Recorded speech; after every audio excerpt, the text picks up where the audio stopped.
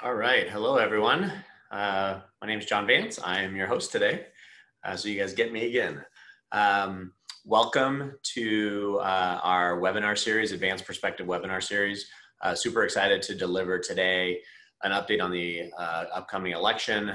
Kind of pulled an audible at the last minute and wanted to go through this with you, just some of the findings that Raymond James research team put out. So they provided some really great information in a webinar a few weeks ago.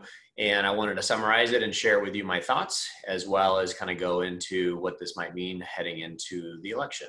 We are amazingly only 3 months out. So I have lots to cover, a lot of data. One of the things just up front is I'm not very good at predicting the results of any election. So today is mainly to give you an update of what Raymond James and the research department has put together. I'll definitely add some of my thoughts into that as well, but I'm terrible about predicting the future when it comes to the election. So take that for what it's worth. Additionally, I know political conversations can get a little dangerous, so I'm going to try to keep it as neutral as I can. But I'm putting together a lot of data. There's a lot of data there that covers kind of the thought process around what this might mean for us as investors and as Americans.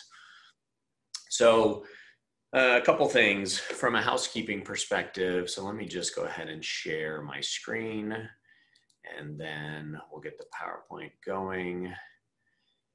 And just a couple things here. So we have our disclosures here in terms of, this is information that has been provided by myself as well as Raymond James.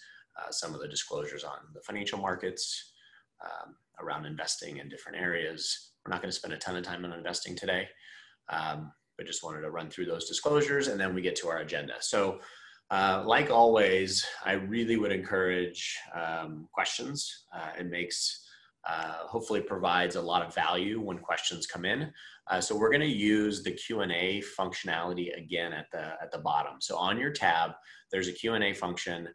Go ahead and just type in your question. I'm going to be checking it periodically as I go through these sections, and it's more fun and I think more useful for us is if I go through these as they come in.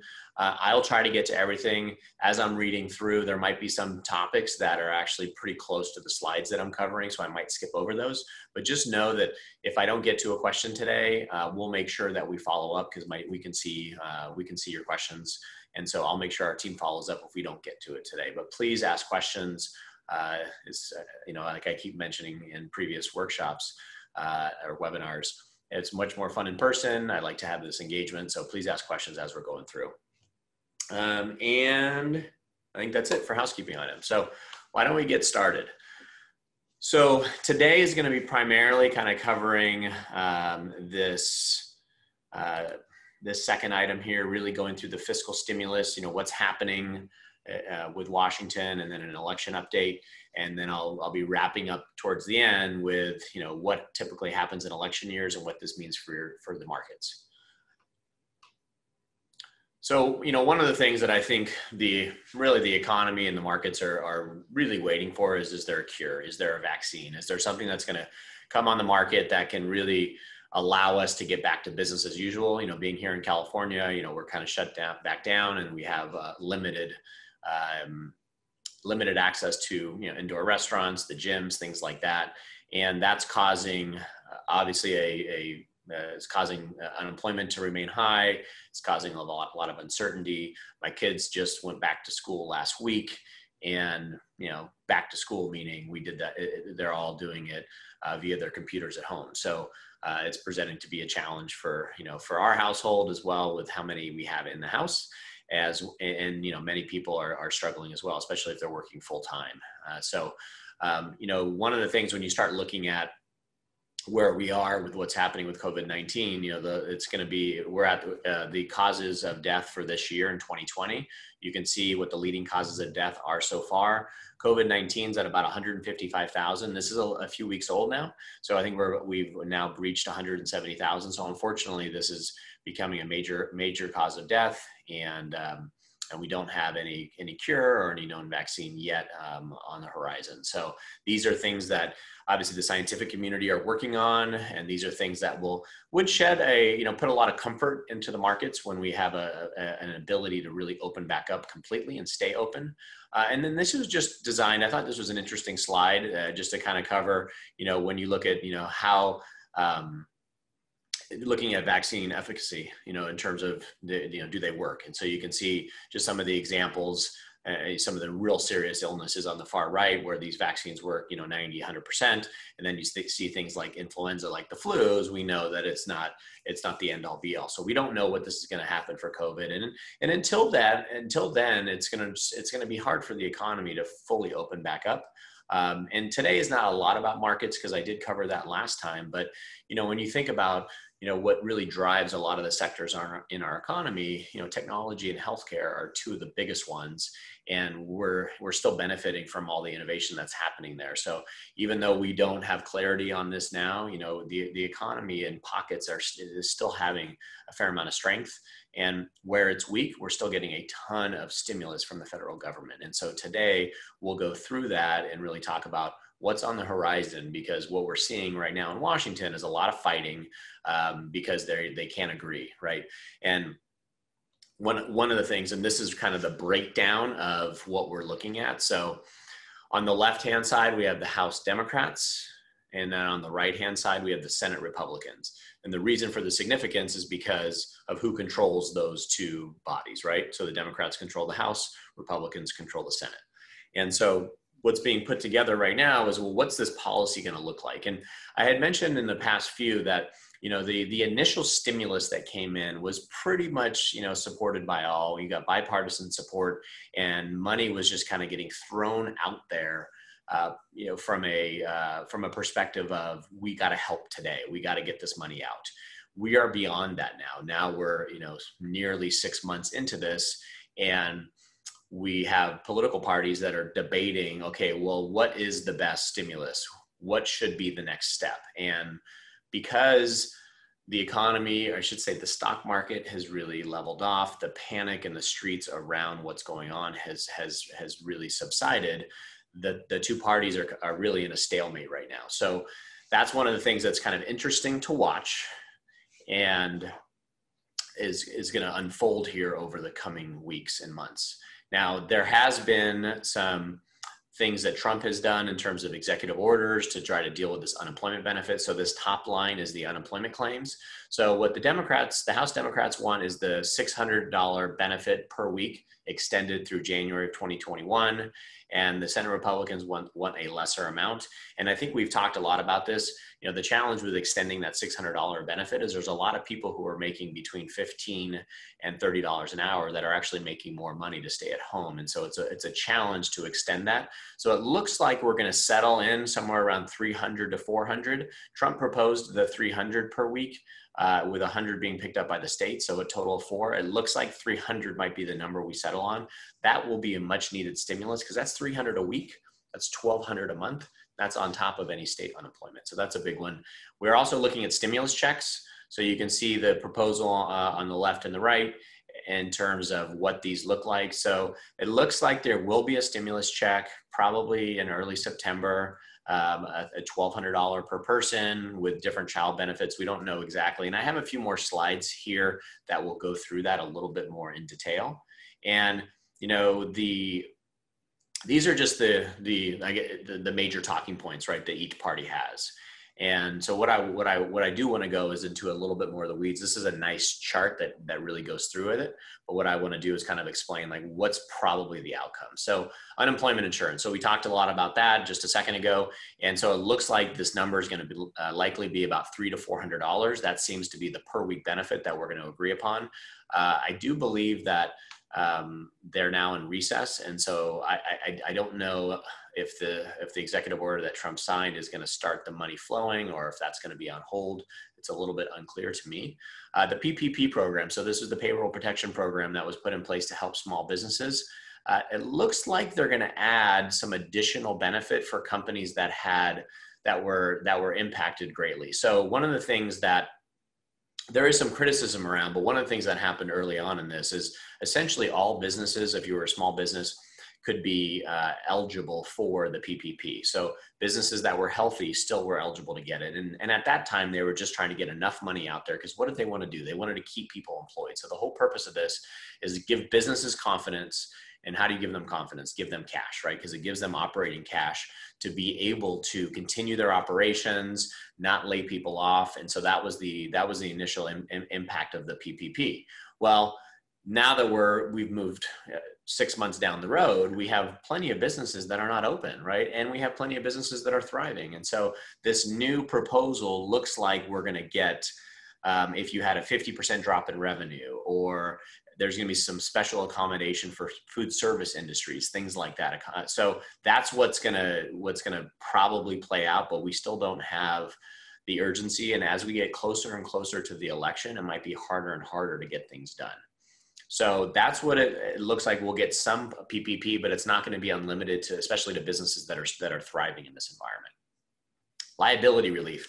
I think, and in all the stuff that I've read, that the liability relief is what's holding this up. I think that the parties could come together, but this is what's really holding things up. So the Senate Republicans want to have some liability shield for businesses, schools, and healthcare providers. They want to limit the liability so that if you get sick at work, you get sick at school, that it limits future lawsuits. And so that's something that they're really gravitating towards and kind of standing firm on. And the Democrats are saying, no, we need protection for individuals. That's not okay. We need to make sure that we protect the individual person. And so this is the one area where I don't know how this moves forward until we get some relief from a Raymond James perspective in terms of what their thoughts are. Is that, you're going to get some of the enhanced unemployment, but how we deal with like a national mask policy, things like that. This is the big negotiation point, and so there's not a lot of clarity on how this is going to get resolved. Because this liability issue can be a big one that drags on. And so the concern with the liability issue is that if you allow, I guess, lawsuits, things like that to impact businesses and schools and healthcare providers for years to come, that's a tremendous tax on these businesses, a tremendous tax and the cost to the economy. So that's one of the big issues on the liability relief. And then stimulus checks, talk briefly about that. Looks like some money's going to come out, and that's really impacting people who are making less than 100,000 or maybe less than 75,000 on an individual basis. And so this looks like money will be coming out in September. That seems to be support that's pretty much bipartisan. There's devils are in the detail, but that seems to be an area that we can agree upon. State and local aid. So this is a big thing as well. So obviously states are hurting for revenue. And because a lot of their operations have slowed down, the way consumers are spending has slowed down. And so the state and local, I guess, tax revenue has come down substantially. And so they're looking for more federal aid. And so it's getting a little political. It appears, Trump is favorable to the red states and not favorable to the blue states. And so obviously we have a lot of politicizing of that. And so I don't know what is going to happen, but it's commonplace that the federal government will help state and local government. So something will come to fruition on this, but right now we're at a standstill. So, and then tax provisions. So there's a lot of proposals around payroll tax cuts, tax credits, things like that. It seems like we're probably not going to have a lot of tax changes. That doesn't seem to be the big issue, is do we need to incentivize all this behavior? It seems more around, we got to get money to people who aren't working so they can pay their bills, so it doesn't grind the economy to a halt or create massive hardship on individual people. And so the tax provisions, I'm not sure what we're going to see in that area. And some of that might depend on, who wins the election in the fall and what's going to happen from a tax perspective. Okay, so we're going to go through some information. And like I said, this is from Raymond James Research. I thought it was really interesting, a lot of the data. So we can provide this slide if you want to go through this. I'm hoping all of you are viewing this on a screen that you can see some of the details. But this basically kind of lays out the election with all the states. And it shows the deep red is solid Republican. And then if you look at the deep blue, which is solid Democrat, and then the toss-up states. And so one of the interesting things here is if you kind of look at the third bullet point down, the 3 states that were won by Trump by less than 45,000 votes in 2016, the Democrats flipped these states. If they flip these states, they'll likely win the White House. And all 3 elected Democratic governors in 2018. So they're already leaning back to that area. So that's why a lot of the national polling that we're seeing is putting things in favor of Biden over Trump at this time. And it's because of these 3 states. And we kind of already know that unfortunately the election is decided by a few states. And that seems like that's going to be the case this time as well. So polling is a tricky thing. So this was fascinating to look at, and it showed the 2016 presidential polls where Hillary Clinton and Trump and where they were in this cycle right now around August. You can see that Clinton had a pretty big lead over Trump in August, so around the same time. And then even at election time, you can see Clinton had a pretty large lead over Trump, and we all know how the election played out. It was in Trump's favor. And then if you look down in 2004, similar dynamic where in August, Kerry had a lead over over Bush. And then leading into September through November, Bush did, gain more popularity and then ended up winning the election. And so it's too close to call or too early to call, but there's a lot of challenges right now with COVID, with the economy, and a lot of individuals not back to work, and the state of their unemployment checks, things like that are still unknown. That could create a headwind for Trump to continue any momentum that he has economically. And this is a list of items that we've had issues with from an impeachment trial to some of the COVID related issues. And so the one thing that we are anticipating these next 3 months, lots of volatility with the markets. And that's normal. Part of being a stock investor is we have to expect volatility. But I think it's going to just be hold on, be ready for the volatility. Now, there is one caveat with that. Because the government is providing so much stimulus into the markets, we talked about this printing of money, this massive $5 trillion stimulus. When the Fed is pumping that money into the system, volatility tends to go down because there's so much extra cash. And so even though we think from a political perspective, volatility should go up, depending on what happens at the Federal Reserve level and from the Washington level in terms of the stimulus, that might temper volatility. I don't expect that, but that could be a byproduct or an outcome. So one of the things we're seeing a ton in the press right now is around funding the Postal Service, what the mail-in voting might do. And I thought this was interesting because it covered an example of the New York State ballot for their primary. And it went through like the amount of ballots that were received and the amount of ballots that were rejected. And so if you actually look to see what happened in the July primary, the amount of things that were rejected. Now, if you look in the bottom right corner, you can see why were they rejected. They were received after the polls closed. The certificate was missing. The ballot was not enclosed. The signature didn't match. The certificate was not signed, right? So there's all of these reasons. But you think about how many is rejected, and then this bullet point up here at a 7.3% rejection rate for mail-in ballots could cost the Democrats 2% in the general election if these numbers hold. And so interesting because you can see the percentage of voters planning to vote by mail. 51% Democrat, 20% Republicans. And so if mail-in ballots get disallowed because of just mistakes, that will likely have an impact on the election. And this is going to be something that we're going to hear a lot of because we all as Americans want to make sure that there's not voter fraud, that every vote counts. And that's going to be a challenge with this mail-in system, especially because we're already seeing the rhetoric ramp up on both sides, and that's not going away. So let me see if there's any other notes on here. Nope. Okay. So now we're going to go through some outcomes. Don't shoot the messenger. This is Raymond James research. Found it very fascinating, and we kind of go through. This is not order of likelihood, but we're going to have 3 scenarios. So we have outcome number 1: the Democrats sweep the president, Senate, and House. So they sweep. And when we start getting into, I'm not going to read through all of this, but what does this mean down here? So what's likely? So what's more likely, or I should say less likely, with a Democrat sweep, what we'll likely see is some tax rates go back up on corporations. and also individuals earning more than 400,000. What is really deemed as that 1%. The 1% highest wage earners will likely see a increase in taxes. We'll continue to see fiscal spending to get this economy moving forward, dealing with the impact of and the fallout from COVID-19 and how to get this economy back together.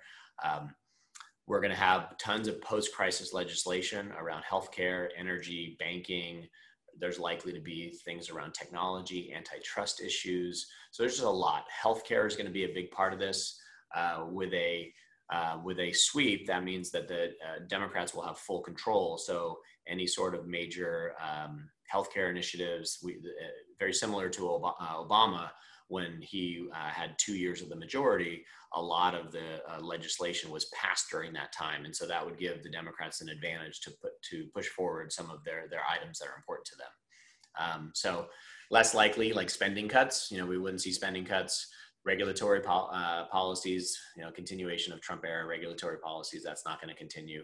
And then maybe less likely supporting of increased defense spending. So that's outcome number one. And there's a lot more there. I can't cover all the details. I'm just trying to cover the high level items. So outcome number two is status quo, right? So status quo, staying as is. So we all know what that means for stay as is. And I think that when you start looking at the polling, it's suggesting that Trump has no chance of winning when you look at the polling, but it's kind of this idea of this hidden Trump voter that showed up and surprised everyone. And a few things that we know is more likely if this is the status quo, or the China trade fight continues to intensify, spending remains elevated, right? We're going to continue to spend to keep the economy moving forward. Regulatory changes are going to be supercharged, meaning we're going to push through probably less regulation, and then maybe an infrastructure bill. We've been hearing about an infrastructure bill for a long time, but we haven't really seen that. Less likely tax increases. So one of the things that we are convinced of is if Trump wins re-election, tax policy is likely to remain the same for the next 4 years, where in a Biden win, tax policy is going to change, but likely only impact the top 1% of earners. And you might say, well, if I'm not in that group, I don't care. Well, you should, because that does impact the economy. But that's kind of the reality of what we're looking at. And outcome number three is a Biden presidency with a divided government. Now, one of the things is divided government brings in gridlock, and I would say has more of a neutral impact on the markets, because when there's more of a gridlock, less revolutionary change around policies can occur, right? It's going to be much more of the same, not a lot of changes, just because it gets to be very difficult to get things through the system. So this is really the divided government, where we're going to probably see in this, one of the things that we'll probably see is that there'll be agreement on increased infrastructure spending. So one of the challenges we're going to have coming out of this is, where do the people who were working at restaurants go? What about hotels? What about hospitality? A lot of industries, they're not going to come back to where they were pre-COVID. So where do these people go? Where do these people work? So there's been a lot of chatter about infrastructure spending. We have an aging infrastructure here in the US, and do we get people back to work, rebuilding the infrastructure? Are they trained to help to actually rebuild the infrastructure? That's going to be a big push to get the economy back on track. And in this divided government, there's less likely to be tax increases. The tax cuts that Trump put into place several years ago, those are set to expire in 2026 without any action by the government. So in a divided government, there's likely to be limited or no tax changes. It's just going to be status quo, more of the same. One of the things that we just don't know what outcome is going to happen, but the race for the president is going to be is obviously the big one that everyone seems to be caring about, because it has the greatest impact. Okay, so I'm going to go through this pretty fast. Let's see how we're doing on time. We are doing well. Let me see if I have any questions. Ooh, I have one. Okay, stimulus checks. What is the taxable amount for married couples to qualify for the $1,200 per person? So that hasn't been ironed out, but it looks to me like the cutoff is $75,000 per individual. I believe they're doubling that. I don't know that for sure. Let me see if I can go back on a slide and see if it details that out at all, because I am not 100% sure. So let me see if I can go back and take a look at the grid on the stimulus checks.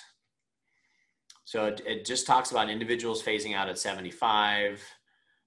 Likely they double those, but I don't remember 100%. So I will, I'll get back to you on that.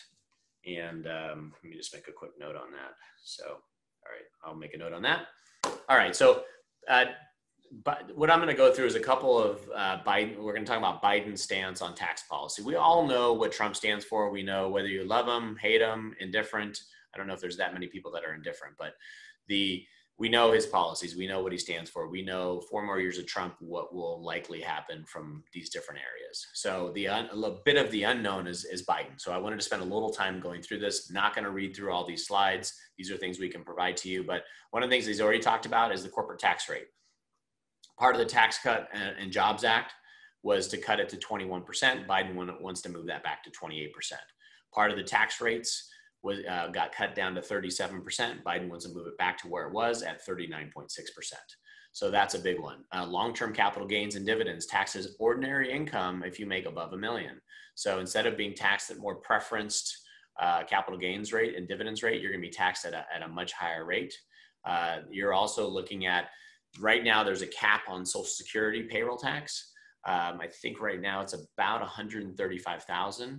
So what they're talking about doing is having this payroll tax on income when you get above the 400,000. So basically from 0 to 133 or 135, you pay your payroll tax. From that 135 to 400 is kind of a donut hole. You don't pay any. And if you're above the 400, then you start paying again. So that's a pretty big tax increase if that does happen. Because then you're looking at 12% plus, an increase in the federal tax rate. So, that could be a tax hit on higher earners in the neighborhood of 15 to 16%. So that's a pretty big jump when it comes to tax policy. So that's kind of the high level, really trying to go after taxing corporate America a little bit more. One of the things down here is reinstatement of the SALT cap likely becomes another priority. So as we all know, and this hurt Californians quite a bit more, as part of the Tax Cuts and Jobs Act, limited the amount of deduction you can get for state and local taxes to $10,000. So part of Biden's policy would be to get rid of that again. So living in California, if you pay a healthy property tax and a healthy income tax, you'd actually be able to get a deduction on your tax return. So some people will cheer that because that'll help them. All right. So if we look at infrastructure, so he's been looking at different infrastructure spending bills, 1.3 trillion investments on infrastructure projects, modernization of roads, bridges, tunnels. These are projects that, that would be, ready to, I guess, keep our economy moving in the right direction, get people to work. These would be, federally funded projects. And so everything would be essentially manufactured here in the US. So this is kind of a very pro-America project. I know even Trump has discussed doing more of this, but did not really do much in his first term. So I don't know what that will look like under a Trump administration. So the other big piece of this is kind of, if you notice here on the far right, envisions a $20 billion investment in rural broadband infrastructure. So it's kind of the idea of, we want to make sure that our whole country can be connected. We want to make sure that that there aren't people left out of this digital economy, that are left out of this gig economy. So by getting everyone connected, if everyone has access to broadband infrastructure, then that will help people be able to thrive in this economy. So let's see, I might have another question. So just kind of a comment, Supreme Court will likely move more conservative in a Trump win. Yeah, clearly, if Trump wins, he'll be appointing more conservative judges, and vice versa. If Biden wins, he'll be beginning to appoint more liberal judges. That's been part of our history, and I think that's one of the reasons why our system has worked pretty well, right? Because we've had leadership change, we've had We've had leaders from the Republican Party, and then that tends to shift to Democrats and then back to Republicans. We've really had this kind of changing of the guard that's occurred, over the last, 80 years, and that's likely to continue. We don't know if it's going to happen now or in several more years. So, looks like someone just got the answer for me. So thank you, Patty. So for married couples filing jointly, your adjusted gross income is up to 150,000, and you'd be eligible to get the 2,400, which is 1,200 times 2. So thank you for that. That helped me out a ton. Okay, so next one here, if we look at healthcare. So we all know that Trump has been very anti what we call as Obamacare, and been trying to unravel some of the pieces of that unsuccessfully, mind you. But Biden's stance on healthcare, supports renegotiating drug prices for Medicare, something that Trump supports as well. Having this idea of like, we pay the lowest rate. I think that's one of the things that drives us nuts as Americans is, why are we subsidizing the rest of the world? Why are we paying higher for our drug, pharmaceutical costs than other parts of the world? And so that's a big piece where I think both parties can agree on. So if you start, I'm not going to go through all of these items on here, but he's a proponent of drug price controls. So the pharmaceutical industry doesn't. The pharmaceutical and healthcare industry is kind of interesting, right? Because in a Biden presidency, we might see more of a single payer or a single payer option. So medical industry likes that from the perspective of you have a lot more dollars in the system, but then from the pharmaceutical side, they don't like that because then if they put caps on what you can charge for pharmaceuticals, then that limits their profits. And so the healthcare struggle is one that we're continuing to deal with. But I think these top two are shared by both parties. But with that statement, if they are, why aren't they actually getting this stuff done? Because that seems like that's a no-brainer. All right, energy and climate. So Biden does support kind of a Green New Deal, maybe not as aggressive as AOC, but definitely a Green New Deal, supporting pollution limits, things of that nature. Biden has definitely had much more of a clean energy, mentality, which might cause him to lose some of the states like Pennsylvania, which would be critically important for his campaign. So, putting in putting in policies, obviously mandating having regulation in place, which is something that Trump has been undoing, is kind of letting the market decide. And so this would be more mandated, and you can see it's a pretty aggressive plan. So if you see this middle box here, the Biden plan ensures the U.S. achieves 100% clean energy economy and reaches net zero emissions no later than 2050. So with putting that plan in place, there's going to be massive amounts of federal spending to kind of change our economics or our energy system to one that is more green.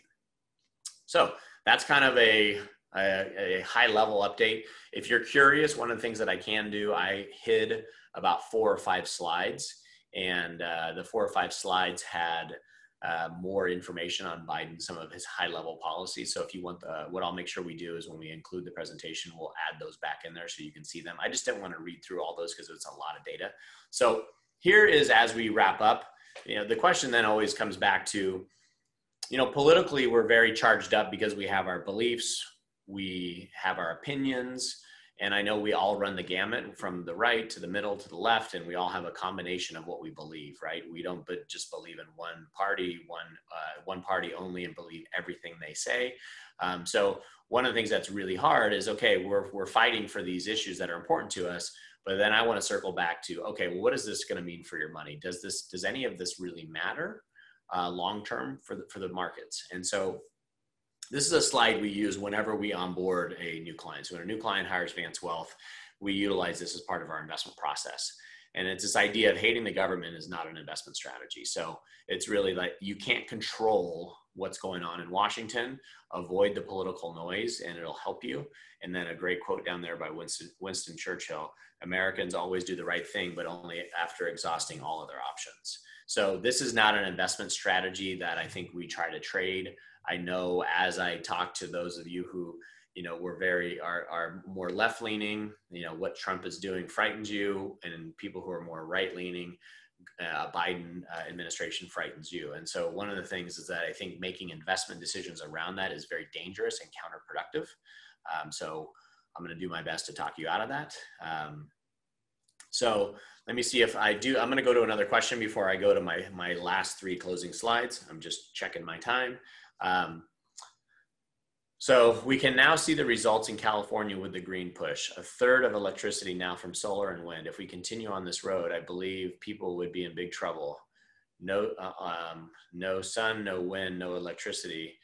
Is the GDN, I'm not sure what that means. I apologize. I should have got a little bit more clarity. Is the GND beneficial?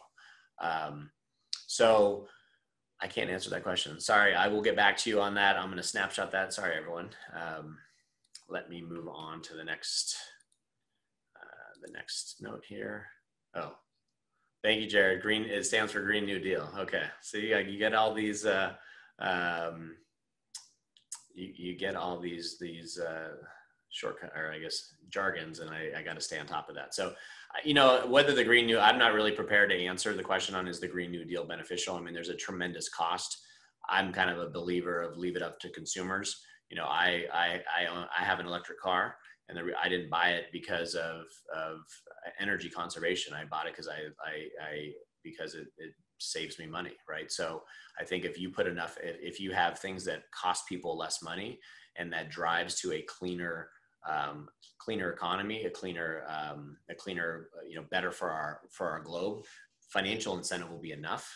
I don't know if you have to mandate it. So again, that's just my personal opinion. I don't know if it needs to be mandated. I think that, a lot of us will change our behavior because of basically, I don't want to say financial incentives, but because, the cost of electric is coming down, the cost of being able to do things, with, let's say, natural gas versus oil, things like that, that's been coming down naturally. So sorry, I digressed a little bit. I probably should have not gone into that question, but as we wrap up, I want to talk a little bit about what this means for the markets. So this chart goes back to 1926. So it's always fun going back for a long period of time.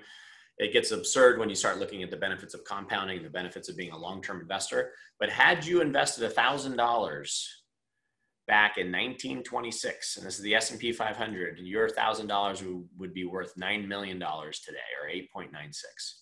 So if you can see here, the Democrats and the Republicans, as our country has clearly made progress over this almost 100-year period, we thrived in different regimes and different political dynamics, and markets tend to go higher because we have an economic system that promotes this, where we have an economy that's growing, we have wealth that's expanding, and we have innovation that's continuing to occur. So you can see these stocks have continued higher regardless of the presidential party. So anybody who gets super hyper focused on this, the data just suggests that it's not as relevant as you think.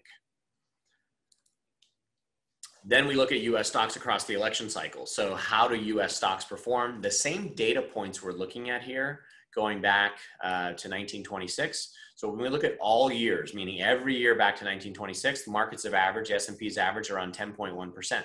In presidential election years, that number's higher. It's 11.3%. So, going in right now, markets are up single digits. How things will finish by the end of the year is, nobody knows. But this is not a reason to get overly pessimistic, because, stocks tend to do just fine during the election cycle.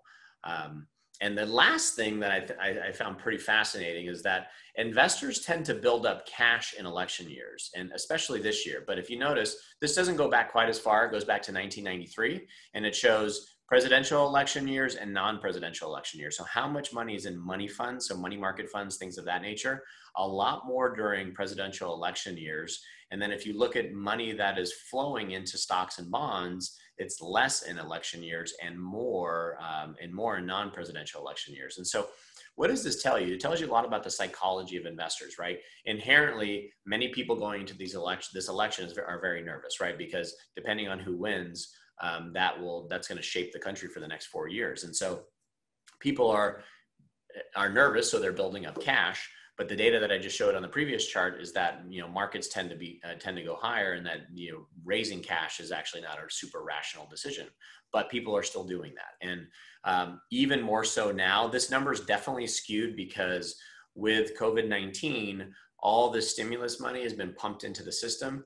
Unfortunately, there's also a lot of clients, or a lot of investors, excuse me, that went to cash, because in the middle of this downturn, people freaked out and made poor financial decisions and went to cash. And by doing that, they've built this big cash cushion. You can see how much money has come out of stocks and bonds. And so this is an abnormal one, but it's still following the trend that investors build up cash in election years. And so, what this tells us is that people get pessimistic, and what the data shows is it's not a rational decision. And so what do we do then? And these are things we're going to spend more time. Remember, we have webinars every month. We'll spend more time next month on talking about portfolio rebalancing, controlling risk, kind of building the portfolio, and what we're doing internally. But those are things that we're always constantly looking at, because we know volatility is here to stay. We know that's part of investing. And so having discipline, not allowing which party is going to be in power to drive your investment decisions, because many of you are looking at a retirement that's 30 years, maybe 30 plus years. And so we're going to have a change of hands multiple times in terms of what political parties are going to be in control. And so this is just a reminder that the data shows that people are building up cash, even though the data then also exhibits that it's not a good decision, because markets tend to do just fine in election years. So that is our presentation for today. And I know there was a lot of information there. This was designed to be a little bit more election driven. I hope you enjoyed the content, a little bit of a break from what we tend to cover. As we're wrapping up, I'm happy to answer some questions if you have some. And maybe I shouldn't swing at pitches that I can't give a great answer to, but I always appreciate the content. Let me stick around for a minute, or I should say maybe 10 seconds. Okay, so if you remember we're doing our webinars the third Tuesday of every month. So that will be, our next one will be in September. And that's going to be more portfolio management, investment focused. I think you'll find that to be really interesting and fascinating. And so, one of the things as we're going through this, I really do hope that the education's been valuable for you as clients. And just know we're here to help. So if you have questions, you need any help from us, if you have any family or loved ones, or even colleagues that are being impacted and, just needs some good financial advice, just know we're here to help. Our business, our team has been growing. And so we're really here we're here to help and really designed to help other people. So let us know if we can be of any assistance, and, thank you for the trust and confidence that you put in us. And, I enjoy, the heat wave that we're having, and we'll touch base in about a month. Thank you.